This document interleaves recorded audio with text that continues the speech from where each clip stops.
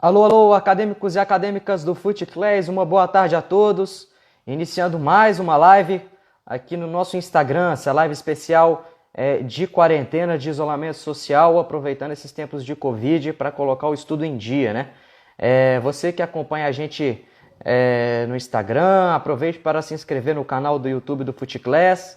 A gente tem lançado muitas novidades por lá, inclusive essa semana estreamos o programa Resenha com FuteClass, que já foi um sucesso, e na semana que vem tem mais. Aguardando aí o contato do Ítalo, que é o nosso entrevistado de hoje. O Ítalo, que é executivo de futebol do Náutico, importante clube do Nordeste brasileiro, tem uma história contundente no nosso futebol. Assim que o Ítalo fizer esse contato, vamos colocá-lo ao vivo. É o FuteClass transformando o futebol pela educação e transformando a educação pelo futebol. Alô, meu amigo treinador André, todos que vão se posicionando. Já já, Ítalo Rodrigues, aqui conosco do FuteClass. Assim que ele enviar essa solicitação, vamos colocá-lo ao vivo aqui conosco para bater um papo de primeira. Aproveitem para se inscrever no canal do FuteClass, hein, gente? Lá no YouTube. Se inscrevam lá no canal nosso no YouTube, porque vai vir muita novidade por lá. Essa semana a gente já lançou o programa Resenha com FuteClass. E é isso aí, acompanhe a gente aqui no Instagram também, no YouTube, que vem muito conteúdo aí. Tamo junto, André. Grande abraço, amigo. Amanhã tem live também com o treinador Fábio Carilli. No domingo tem com o gestor Felipe Ximenes. Estamos aí com a agenda cheia, como prometido, né? Uma live por dia aqui no Instagram do FuteClass. Alô, meu amigo Pedro Botelho, coautor das pautas de hoje, né? Verdadeiro estudioso do futebol. Assim que o Ítalo entrar, a gente vai colocar ele ao vivo aqui na nossa página. Agora sim, o Ítalo está online. Vamos colocar ele aqui na linha para a gente.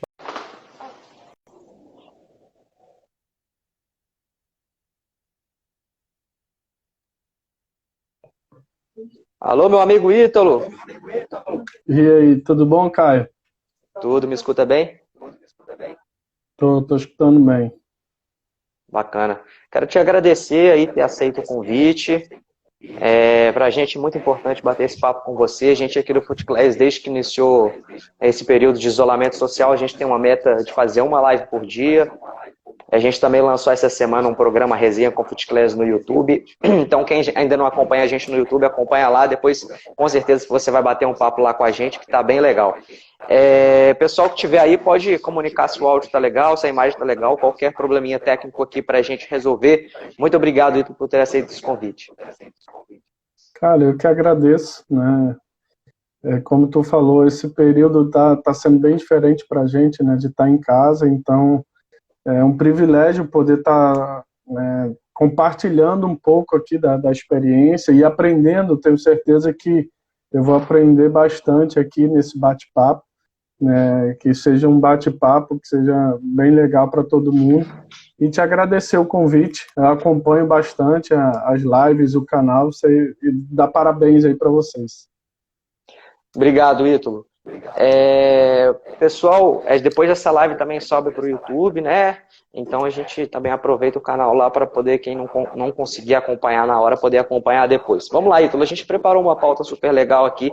A primeira é sobre as cotas de TV. Antes eu tenho que agradecer o Pedro Botelho, um colaborador nosso que ajuda a escrever essa parte de conteúdo, e algumas perguntas aí que foi ele que preparou para a gente. Sobre as cotas de televisão, né? Tem sido discutido muito isso. Recentemente o Brasil adotou um modelo bem parecido com o que tem na Premier League, né, na Inglaterra, com 50% fixo, outra parte relacionada à tabela, mas ainda tem uma disparidade muito grande com relação à Série A e Série B. Como que você avalia esse atual modelo de distribuição de cotas de TV? Melhorou? Pode melhorar mais? Ah, com certeza pode melhorar mais, né? Eu acho que já ter modificado já é um avanço, né? Porque é o que eu considero que para a gente pensar nessa questão das cotas, né, a gente primeiro precisa, como clube, todo mundo se desprender um pouco. Eu acho que essa que é a grande questão. O futebol brasileiro ele só vai evoluir quando a gente começar a ter um pensamento mais coletivo e menos individual. A verdade é que todo mundo pensa no seu benefício próprio, e se tá bom para você, tá, é o que importa. Então, se hoje eu tô no Náutico e amanhã eu tô no Flamengo, quando eu estiver no Flamengo, pô, não quero saber mais o que o Náutico ganhava, agora eu vou, sabe? Então, eu acho que o principal é esse ponto. Mas, sem dúvida alguma, ter iniciado uma transformação, ela é importante. A gente sabe que mesmo com a divisão por exemplo, da Premier League, que é mais igualitária, os clubes maiores eles sempre têm mais receitas, isso não tem como, isso aí é valor de marca, é até uma área tanto que não é a minha, que a gente tem pouco conhecimento, mas a gente sabe que não depende só das cotas a receita geral dos clubes. Óbvio que no Brasil, a cota da TV ela é a maior fatia ainda para a maioria dos clubes, né? Eu acho que isso pode realmente melhorar bastante ainda, se repensar em algo que a gente consiga fazer com que essa divisão ela reflita no futebol como um todo, para o benefício de todo mundo. Eu acho que essa que é a questão que a gente ainda não discute como clube. Os clubes se juntarem e pensarem, cara, isso aqui precisa ser feito pro bem do futebol brasileiro, né? Mas a gente ainda, né, tem essa dificuldade de conseguir pensar em conjunto e menos só no eu ou na sua própria realidade, no seu próprio umbigo. Legal, Ítalo. Você fez uma ponderação aí interessante quando você foi falar de marcas. Tá até o Ângelo perguntando qual que é o tema da live de hoje. Ô, Ângelo, nosso tema aqui é bem variado, é um tema acadêmico, conteúdo. Se você quiser aprender mais sobre futebol, pode acompanhar a gente aí que vai ser bem legal. E você fez essa ponderação, não é tanto a minha área. Uma pergunta que eu tenho feito, já entrevistei vários executivos aqui, teve o Lucas aí, né, seu rival do esporte, teve o Klaus do Grêmio, teve o Thiago do CRB, vários outros, o Paulo Brax do América. E é legal que cada um é de uma área, né? O Klaus veio da educação física, por outro lado, o Thiago, o Lucas vieram do direito, que é um curso que quem formou hoje tem sido muito exigido no futebol também. Tem muita gente trabalhando com futebol que vem do direito. Você também é da educação física, né? Pelo que eu vi no seu currículo. Como que você fez na sua carreira de executivo? Porque você também tem que complementar um pouco desse conteúdo de contratos, né? Como que você fez para complementar esse conteúdo para se tornar um profissional mais completo, né? Eu falo que o Brax que vem do direito não vai ter um entendimento tão de campo, e você em contrapartida vai ter, mas não vai ter um contrato. Como se tornar esse profissional mais interdisciplinar possível? É bem isso que você falou, né? Um profissional bem interdisciplinar, a gente realmente acaba sendo esse link, né, de todos os outros departamentos do clube. Quando eu citei a questão ali, talvez, do marketing ou área comercial, é mais voltada à questão da especificidade mesmo. Uhum. Né? A gente, óbvio que a gente tem e precisa de conhecimentos gerais, principalmente para contestar. Porque se tem uma coisa que o executivo de futebol faz, eu acho que em todo clube, é justamente contestar, cobrar e muitas vezes, né, ficar nessa exigência para que esses outros departamentos eles entreguem cada vez mais um produto melhor, porque a gente sabe que o produto final da maioria dos clubes ele é o futebol, é a parte que vai dar o retorno, né?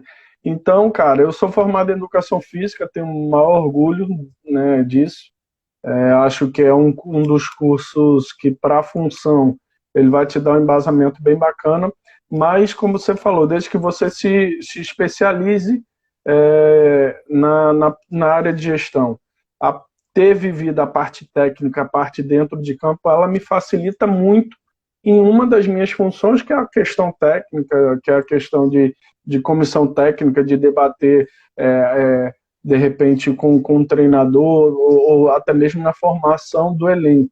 Mas eu realmente precisei bastante me estudar na área de gestão, de administração, financeiro.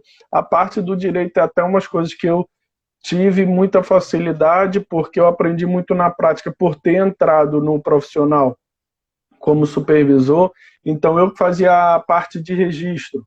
Então, só por si só, você ler todos aqueles documentos, todos aqueles contratos, você começa a entender um pouco Primeiro, obviamente, né, a questão dos regulamentos, que isso é de praxe, todo mundo tem que saber na ponta da língua, mas quem cuida de fato do registro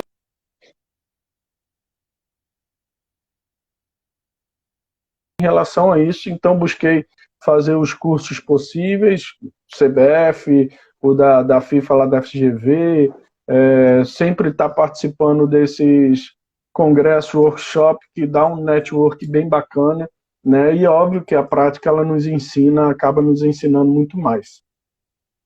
Bacana.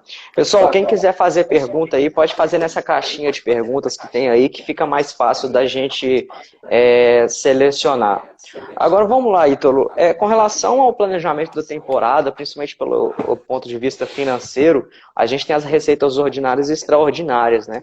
Acaba que muitos clubes montam uma equipe e colocam na receita a certeza de um título, por exemplo. Qual o risco que você vê isso para a gestão? Aí eu não estou falando de Náutico, tá? Eu estou falando como um todo.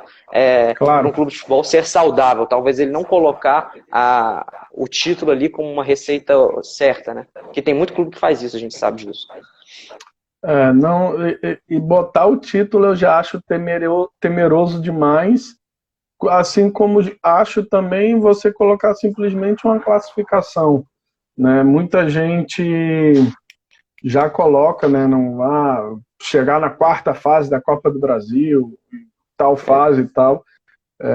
Isso não fica, no meu modo de ver, simplesmente como uma carga ou uma decisão, pelo menos no Náutico minha, ou do executivo, pelo menos no Náutico não é assim, mas eu vejo como uma temeridade muito grande, tanto que no Náutico, por exemplo, inclusive quando foi apresentar no Conselho, houveram até algumas críticas em relação a dizer que o Náutico estava sendo muito pessimista, porque só colocou a cota da primeira fase, ele ia dar participação.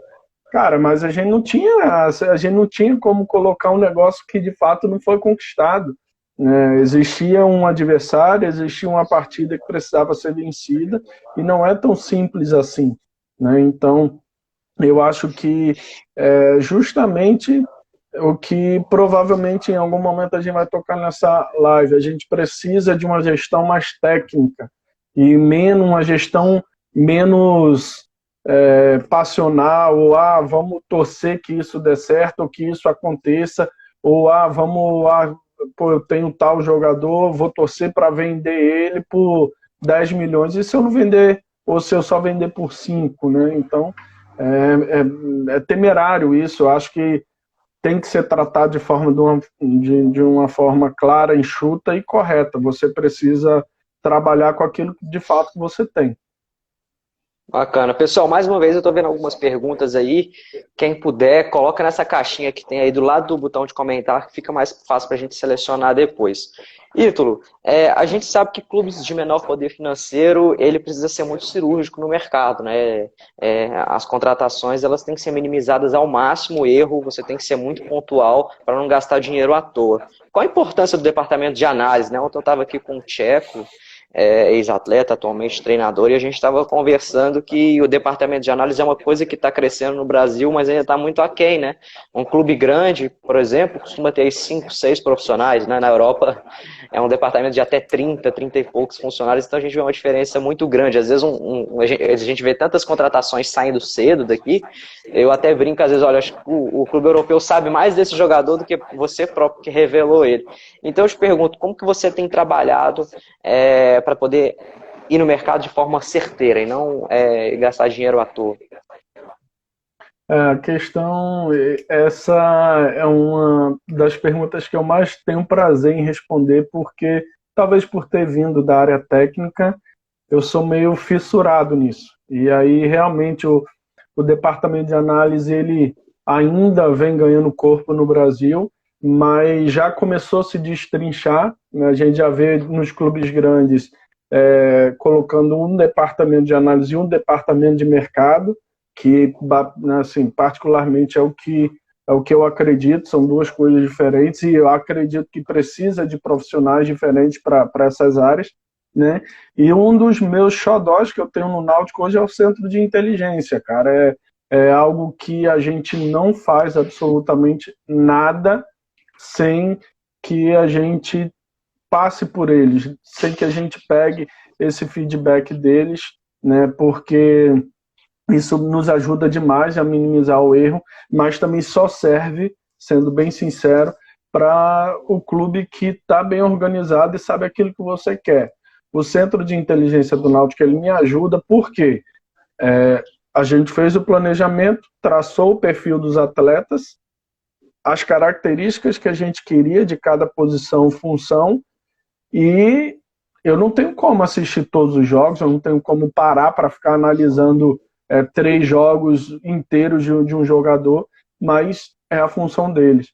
E simplesmente quando a gente traça esse perfil e essas características, fica muito mais fácil, porque eles simplesmente vão me preparar o material, me passar um relatório se esse atleta ele encaixa dentro da característica que a gente estipulou, que a gente planejou, se o atleta, pelo histórico dele, se ele tem esse perfil, e aí a gente só fica na parte final de avaliar, de pesar qual dos nomes dentro dessa posição a gente vai escolher, discutir isso com o treinador dentro de uma característica, né, que a gente sabe que é impossível, todo jogador é diferente do outro, por mais similares as características que eles tenham.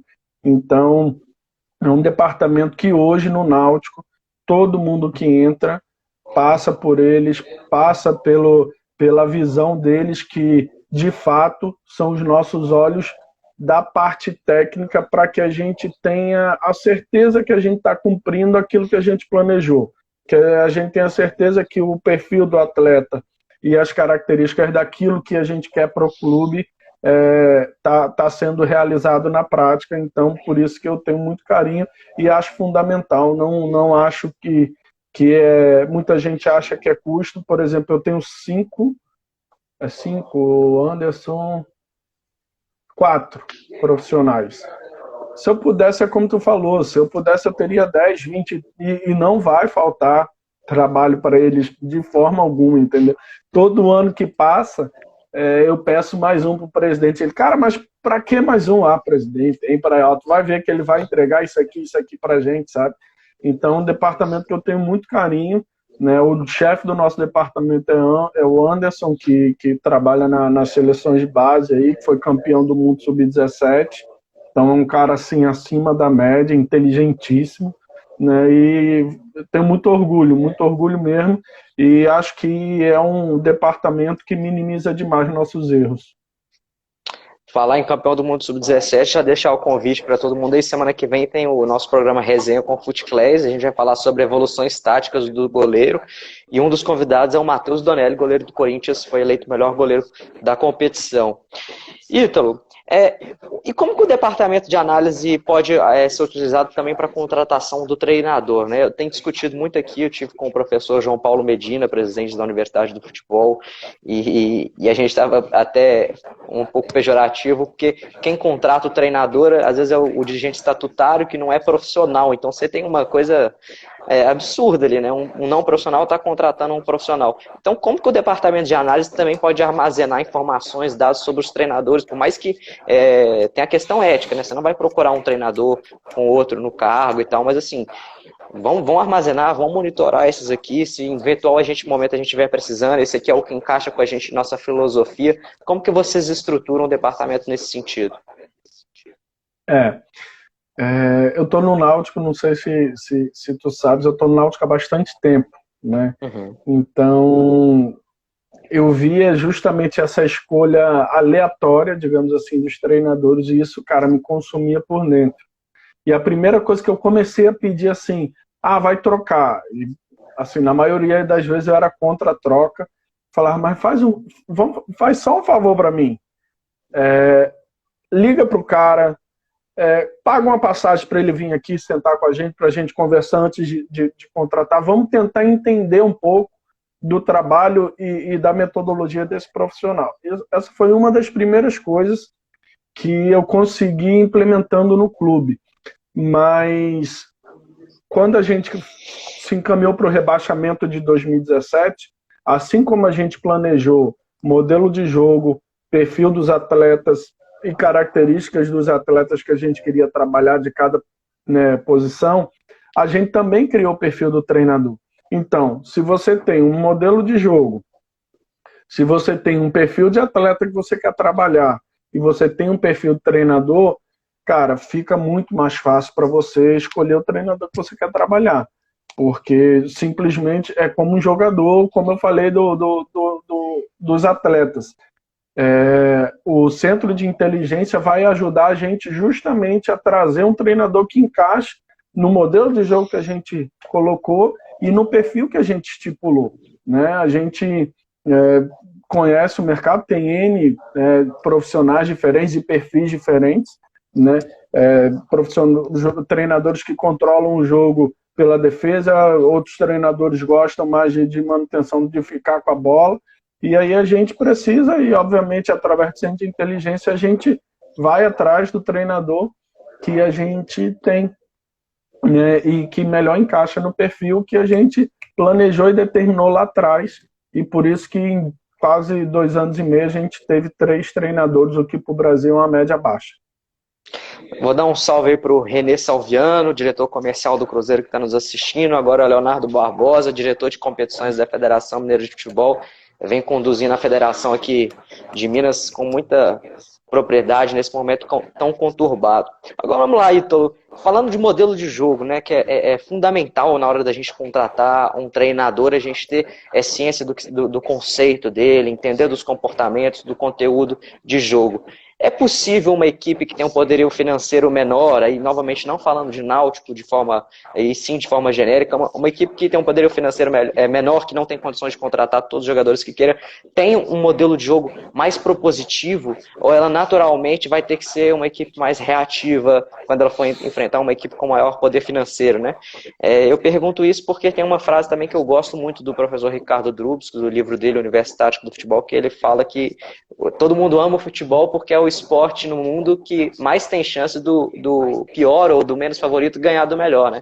Então eu te pergunto, tem como um clube que não tem tanta disponibilidade financeira ter um modelo de jogo mais propositivo, mais bonito de ver?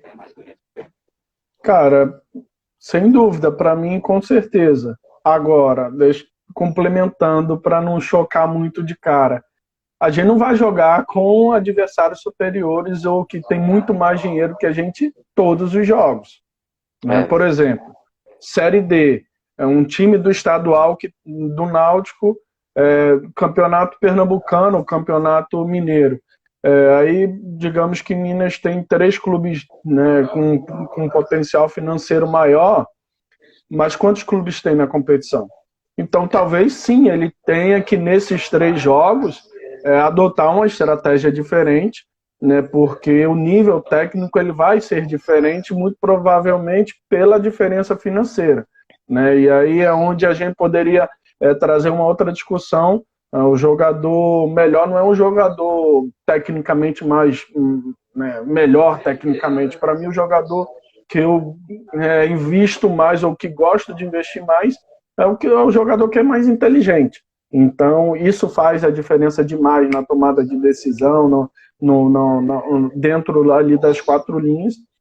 Então, eu acredito sim, porque a gente, por exemplo, não tem um poderio financeiro alto, né? E você precisa entender que, às vezes, você vai jogar com adversários mais fortes, que têm um poder de investimento muito mais alto do que o seu, e que você precisa tentar controlar o jogo, mesmo sendo um adversário tecnicamente maior, você precisa tentar controlar o jogo de alguma forma, né? E provavelmente contra esses adversários você vai tentar controlar o jogo pela defesa.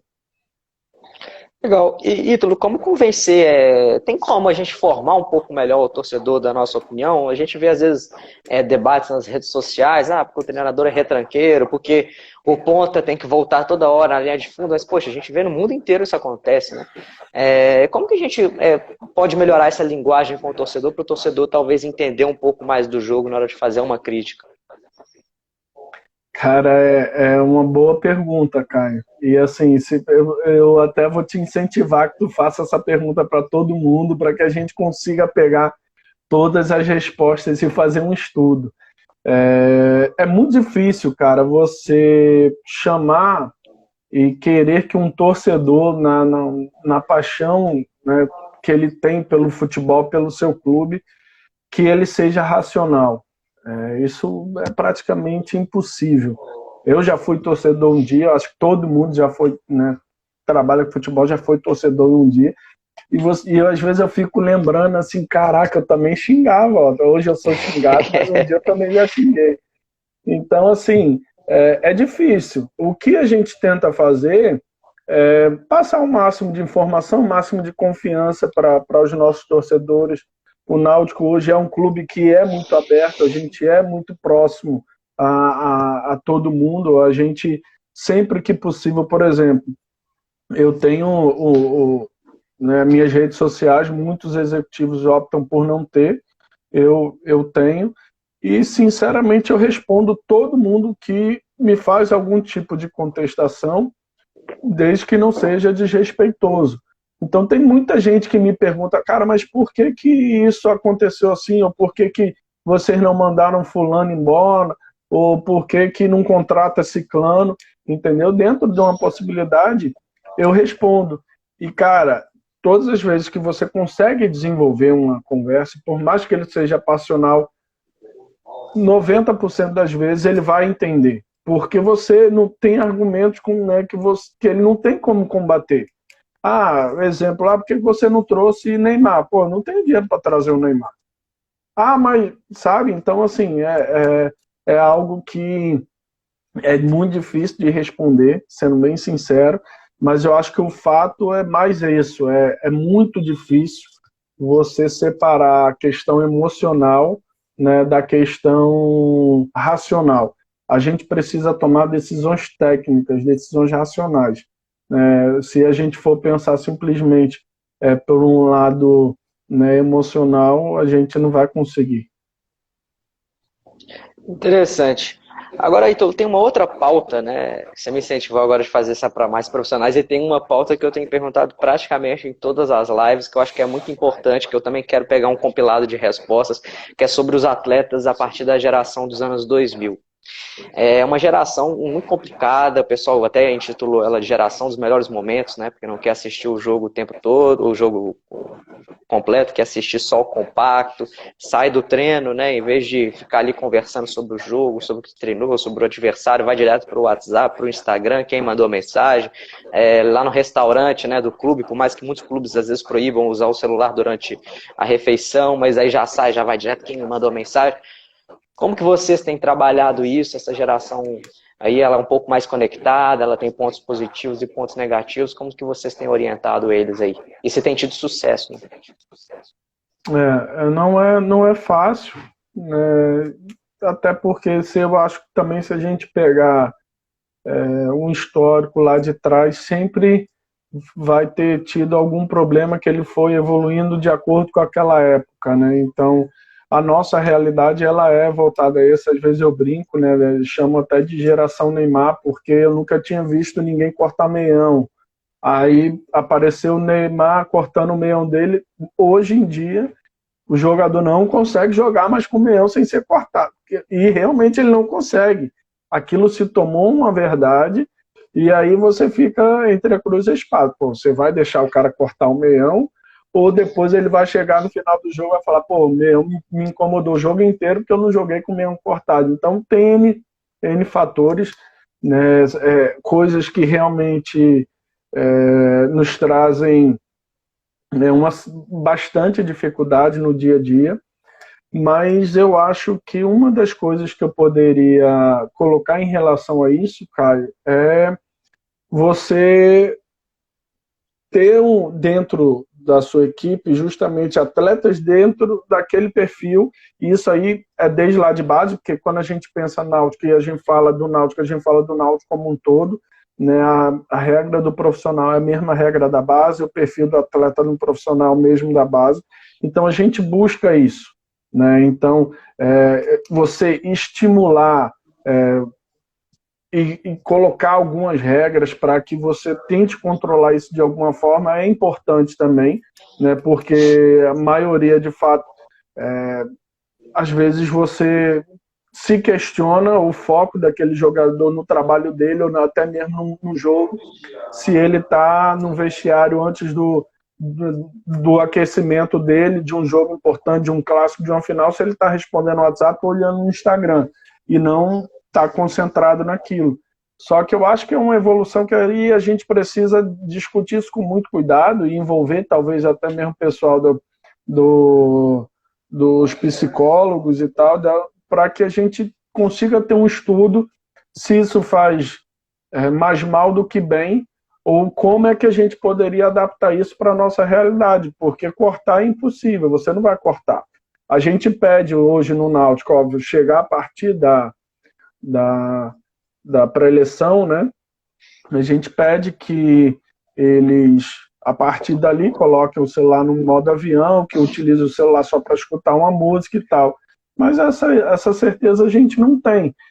A gente coloca várias regras lá na caixinha, no manual de normas internas, a gente tenta restringir o máximo possível, né? Mas eu acho que uma das coisas que influencia bastante, por exemplo, no que tu falou, acaba o treino, o cara já sai correndo, já influencia muito também o perfil do atleta e como você escolhe aquele seu grupo para se relacionar e como você se coloca para eles. Já há 2 anos que a gente tem uma base de grupo, né, que é a mesma base, e essa base, cara, é bonito de ver, porque às vezes eu acabo o treino, tá anoitecendo e fica lá todo mundo na resenha, conversando, brincando, e a gente estimula muito isso, né? Você tentar de alguma forma estimular isso, seja nas refeições, para que todo mundo esteja junto, para que todo mundo almoce junto, jante junto, mas não é algo fácil, né? É algo que veio junto com a tecnologia que nos ajuda em diversos pontos, mas também nos dificulta em outros. Legal, Ítalo. Você falou um pouco dessa questão disciplinar aí. Você falou do celular, não usa o celular quando chegar depois da pré-eleição e tal. Na base é muito comum bater um horário e passar o supervisor recolhendo o celular de todo mundo, né? 23 horas vai passar no seu quarto, você todo recolhe o celular de todo mundo. No profissional é difícil fazer isso, né? Você pegar um atleta ali, mas ele vai ficar bravo pra caramba, né?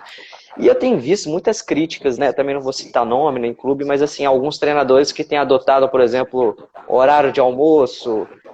Depois que você terminar de almoçar, você só pode deixar a mesa se o capitão autorizar, tem que esperar o último terminar de almoçar. Cara, isso tem tido uma discussão e eu leio vários livros. Na Europa é assim.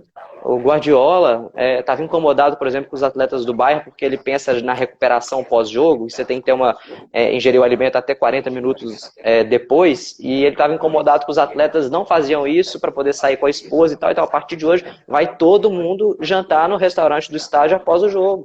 E não tem mimimi, não tem reclamação. Por que no Brasil é tão diferente? Assim, é questão cultural mesmo, a gente vai demorar para pular esse obstáculo? Com certeza, questão cultural, né? Questão educacional, nível intelectual dos nossos atletas não é igual ao nível dos europeus, isso não tem como a gente negar, e a gente tenta instruir de diversas formas, só que tem um ponto engraçado nisso aí, Caio. Se você pede, por exemplo, e o Gilmar determina isso no Náutico, que é o nosso treinador, talvez gere um rebuliço e seja toda aquela... Agora, o Jorge Jesus no Flamengo consegue, porque no Flamengo é assim, não sei se você sabe, eu posso falar porque eu estive lá há pouco tempo e a gente sabe que, assim, então, muitas vezes é a forma que você vai colocar, né? Às vezes as pessoas não têm uma referência. Na seleção brasileira, se eu não estou enganado, também é assim. É assim, desde eu tive lá, eles mostraram. Profissionais, né, as de base também. E eles aceitam. O que eu acho que é importante é o clube determinar uma forma independente do treinador, para que comece, né, na pré-temporada, os novos contratados cheguem. Se os novos contratados chegam no Náutico, como existem várias outras normas, diferente de outros clubes, e já são acostumados a essa regra, digamos assim, eles não vão contestar. Agora, se eles chegam e o negócio funciona de um jeito, você adapta eles e depois de um mês, 2 meses você troca, sem dúvida alguma vai ter um reboliço, porque a gente sabe, não é fácil, você comandar, gerir pessoas já é complicado, você conviver num ambiente de várias pessoas que têm um pensamento diferente, tem uns que se preocupam em se alimentar bem, em dormir, o outro às vezes não se preocupa também, vai ficar acordado independente do celular. Então, assim, é algo realmente que você precisa ter algo e criar uma conscientização dentro do seu clube, que não é fácil e que acaba que reflete, velho, no rendimento dos jogadores, porque isso acaba sendo muito particular. Lá a gente tenta controlar dentro do possível, né, de que todos consigam ou desçam para almoçar no mesmo horário, mas a regra de esperar todo mundo acabar para sair é meio complicado. Legal. Ítalo, você falou aí da questão do nível intelectual dos atletas brasileiros, né? A gente sabe que hoje o futebol, o jogo é complexo, né? O atleta toma aí mais de 1.300 decisões, isso porque eu acho que esse dado já pode estar um pouquinho defasado, talvez seja até mais pela dinâmica do jogo, os campos mais curtos, as nossas táticas, os treinos são mais complexos também, né? Não tem mais aquela questão do treino analítico, e você está moldando comportamentos o tempo todo, então se faz fundamental ser um atleta inteligente. O quanto que é bom o atleta, às vezes, fora do treino, estudar um pouco de tática, pegar, a gente sabe que é difícil, mas pegar um livro do Guardiola para ler, receber um documento ali, ler, assistir jogos de fora, e quanto que isso ajuda o trabalho do treinador, né? Até nesse samba do crioulo todo de dança das cadeiras de treinador, às vezes entra um, sai outro, como a metodologia é diferente. Talvez se ele estudasse um pouquinho de futebol em geral, ele teria mais facilidade em adaptar esse novo treinador. O tanto que isso pode ajudar o atleta. Ah, cara, eu já tive a oportunidade de trabalhar com atletas assim, de um nível bem diferente, né? Justamente isso, você está falando atletas que fora do campo busca sempre estar lendo, independente, eu acho que a leitura independente até da especificidade, se é um livro de tática e tal, a leitura em si só ela já te acrescenta bastante coisa, né? E isso, sem dúvida alguma, faz bastante diferença, porque é como tu falou no início, o jogo são N tomadas de decisões por segundos que o atleta está ali. Se ele consegue trabalhar a mente dele, ou se ele consegue estar mais preparado para esses momentos, seja sentimentalmente, o cognitivo dele está mais pronto, sabe? Tudo isso vai influenciar. Eu acho que toda essa situação da gente buscar essa capacitação, e a gente, como executivo, a gente prega muito essa questão, né, do profissionalismo, da gestão técnica e tal. Só que isso, antes de mais nada, mandar um abraço para o meu treinador, tá aí assistindo. Ó. Um abraço, Gilmar. Já está convidado para fazer uma live com a gente, viu, Ítalo? Já está show de bola. Esse aí é fera, viu? Show de bola. E aí, Caio, só que o que eu acho, cara, que a questão no Brasil é uma questão cultural muito forte por causa da nossa educação, entendeu? Por exemplo, você pega um menino que cresceu sem nada, sem perspectiva nenhuma, dentro de uma favela, começa a ganhar um dinheiro, cara, o tempo que ele tiver livre, ele não vai parar para se dedicar àquilo, a não ser que seja algo de fato prazeroso para ele. Se ele não cresceu com aquilo fazendo parte da vida dele, dificilmente ler um livro vai ser mais prazeroso do que jogar videogame, do que tá, sei lá, na frente do computador, no celular, entendeu? Então, justamente essa questão cultural que é muito diferente nossa, principalmente para a Europa, porque eles já crescem num nível, né, de educação intelectual diferente, e todos esses atletas que eu conheço e que eu tive a oportunidade de trabalhar e que tem um nível realmente diferenciado, eles vieram de família de classe média ou classe média alta, né? Eu não conheço ou pelo menos ainda não tive oportunidade de conhecer alguém que tenha vindo realmente lá de baixo e que quando chegou ali em cima falou, não, eu vou estudar, vou me especializar e tal. Eu sei que existe, eu não tive oportunidade de trabalhar, mas eu acho que na grande maioria é uma questão que a nossa cultura e a educação no Brasil ainda é muito deficitária, e aí fica difícil até da gente exigir isso. E a gente já fica feliz do atleta entender um treinamento ou a informação que o treinador está passando. Imagina se a gente começar a estimular ele ir para casa, ó, vai para casa, lê isso aqui, tu lê esse artigo aqui, aquele lê. Aí ferrou. No outro dia ele chega com a mente cansada, não vai entender nada que o treinador falou, e aí é pior ainda. Verdade. E aí você falou de videogame aí. Você acha que o videogame pode suprir isso de alguma forma, principalmente os jogos de futebol, que ele mexe na configuração, na tática, por mais que não seja tantas possibilidades? Sinceramente, eu sou zero à esquerda em videogame. Então, assim, eu nunca, nem na minha infância e juventude, fui um cara que joguei muito. Então, não conheço pouco até para poder emitir uma opinião.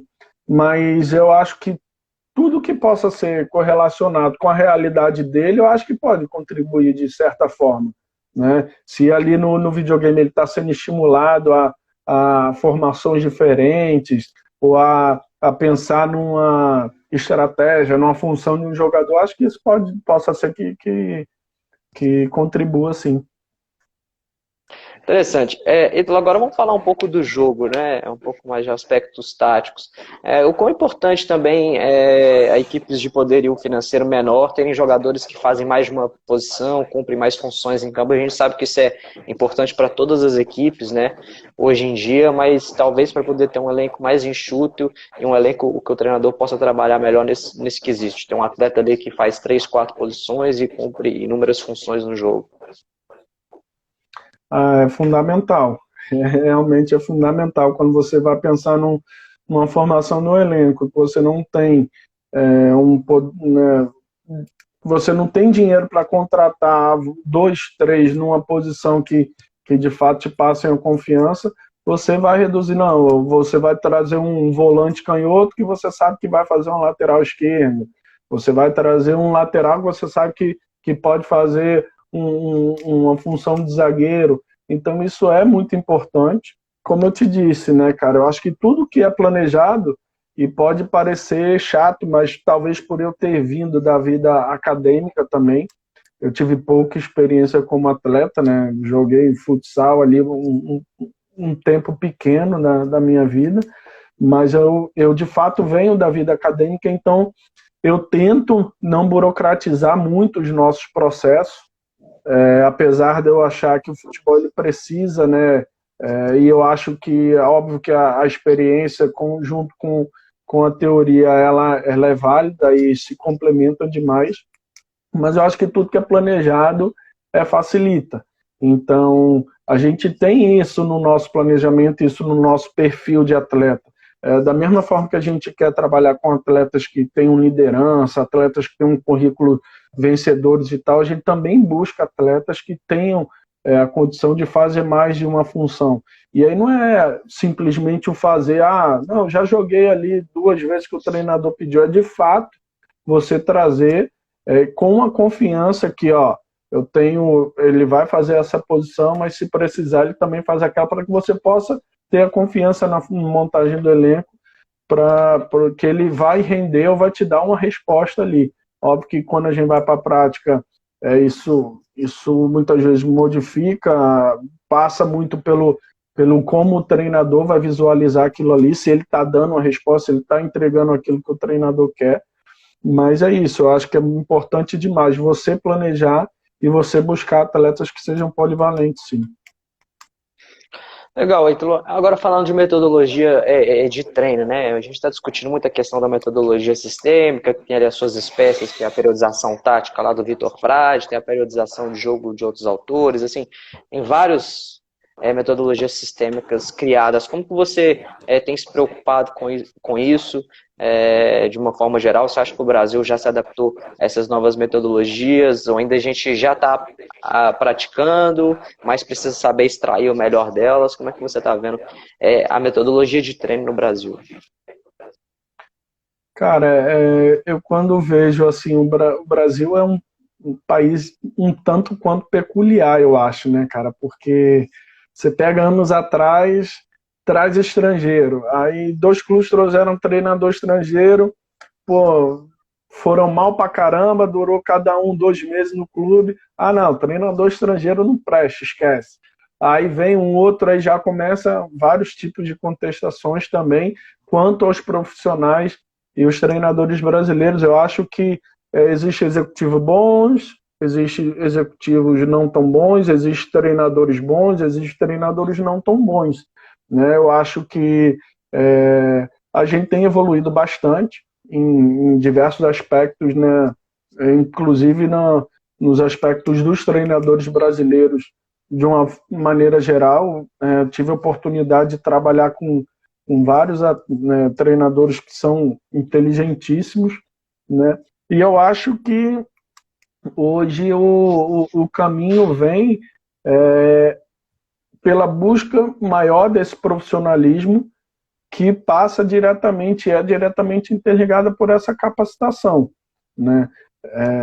A questão da licença da CBF, licença A, licença B, licença Pro, não é isso que vai dizer simplesmente a capacidade do treinador, porque esse treinador ele tem licença Pro, é melhor do que aquele ali que só tem licença A, né? Mas eu acho que a gente vem num período de evolução, a gente vem principalmente com novos treinadores, né, aparecendo para um mercado, e outros mais antigos, o que para mim parece ser absolutamente normal, não só por opção deles, mas também pela opção do mercado em si, assim como, né, aconteceu de muita gente começar a querer trazer treinadores de fora.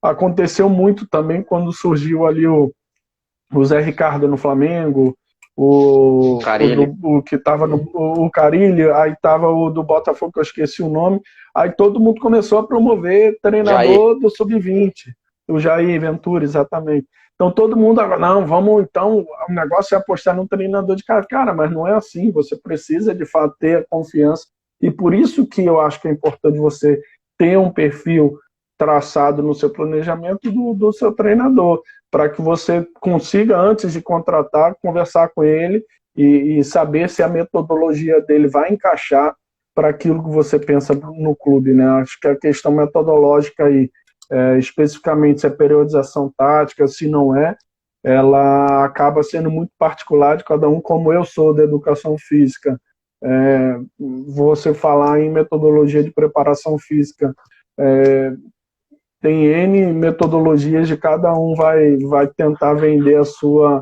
sua, né? Óbvio que acaba que você acredita em uma coisa, tocando nesse assunto que eu acredito e que a gente prega no Náutico, é que a gente pode até trocar o treinador, mas a gente não troca a metodologia da preparação física. Então, se o treinador quiser um preparador físico novo, ele precisa manter aquela metodologia já implementada, porque você trocar, a gente teve péssimas experiências de você trocar durante um ano, o cara focava pra caramba no trabalho de força, ou outro não fazia academia. Você troca isso no meio de um campeonato, até você conseguir adaptar os atletas, traz uma dificuldade bem grande. Eu acho que é mais ou menos isso, cara. Eu acho que eu dei uma pincelada aí no geral, acabei entrando em outros assuntos, mas é isso. Bacana, e você citou aí o Zé Ricardo, Jair Ventura. Quem quiser acompanhar, a gente já fez uma live com cada um deles, está lá disponível no nosso canal no YouTube. E o Fábio Carilli é o nosso convidado de amanhã, aqui, 17 horas, no FutiClass. Legal. Vamos lá, Ítalo, a gente está já partindo para a reta final aqui. Uma última questãozinha que eu acho que é importante sobre liderança, né? Você acha que é importante o clube ter uma aproximação com o atleta no âmbito pessoal, assim, talvez o executivo, o treinador? Como é que vocês dividem aí, por exemplo, tem alguns conteúdos que devem ser abordados por você, direto com o atleta e não o treinador, questões às vezes de vínculo pessoal mesmo. Eu gosto de citar um exemplo, por exemplo, o Carlo Ancelotti, treinador italiano, que ele estava com um atleta no Milan e o atleta não estava jogando aquilo tudo que o treinador sabia que ele podia jogar e conversando, ele descobriu que o atleta tinha um casamento marcado e ele estava na dúvida sobre aquilo e o treinador conversando com ele falou, siga seu coração. Acabou que o atleta desmarcou o casamento e voltou a jogar muito bem. Então, assim, o quanto que é importante o clube, às vezes, buscar essas coisas que estão no lado pessoal do atleta sem ser invasivo demais e o que pode ser pelo executivo e o que pode ser pelo treinador. Eu acho que é muito importante você ter essa proximidade, sim. Não digo em questões pessoais, né, até óbvio que às vezes acontece e eu acho que as pessoas, ou os atletas que hoje eu criei um vínculo pessoal, todos eles foram depois do trabalho, não durante, acho que foi depois que saiu do Náutico, ficou aquele carinho, aquela amizade bacana. E no dia a dia, cara, também tem coisas que a gente parece que é muito repetitivo, mas não é. A gente deixa, e quando a gente pensa nisso, eu vou fazer um link com o nosso organograma e tu vai entender o porquê. Tem decisões que cabem à diretoria e tem decisões que cabem ao treinador. Eu entendo que quando a gente coloca, independente de quem está acima ou abaixo no organograma, mas coloca todo mundo no mesmo plano e tenta tomar decisões consensuais, isso facilita muito. Então, a gente busca trabalhar dessa forma, na base da conversa, é na base do bate-bola mesmo. Então, existem atletas que a gente sabe que está passando por problemas pessoais, que se separaram da esposa, e muitas vezes a gente senta para conversar, como a gente tem, né, geralmente reuniões periódicas, semanais, eu sento muito, a gente senta eu, o Diógenes, o Gilmar, cara, ó, tá acontecendo isso, eu vou conversar, mas aí depois tu conversa também, ou um já conversou, já dá um feedback para o outro. Eu acho que você, independente da posição, colocar e se complementar, porque uma coisa é fato, eu acho, sabe? A gente que está num patamar, entre aspas, de diretor, a gente nunca é visto igual um treinador, nem muito menos como um atleta ali. Então, a gente precisa primeiro conquistar e o atleta entender que ele pode confiar na gente, que a gente está sendo verdadeiro com ele. Entendeu? Então, sem isso, não adianta você conversar, porque a conversa ela vai, como já passei alguns períodos no Náutico de salários atrasados, que eu podia conversar com ele 1000 vezes, que o cara olhava para mim assim, tá bom, valeu, virava as costas e, sabe, dava de mão. Mas em relação, quando você trata só com a verdade, que ele sabe que você pode...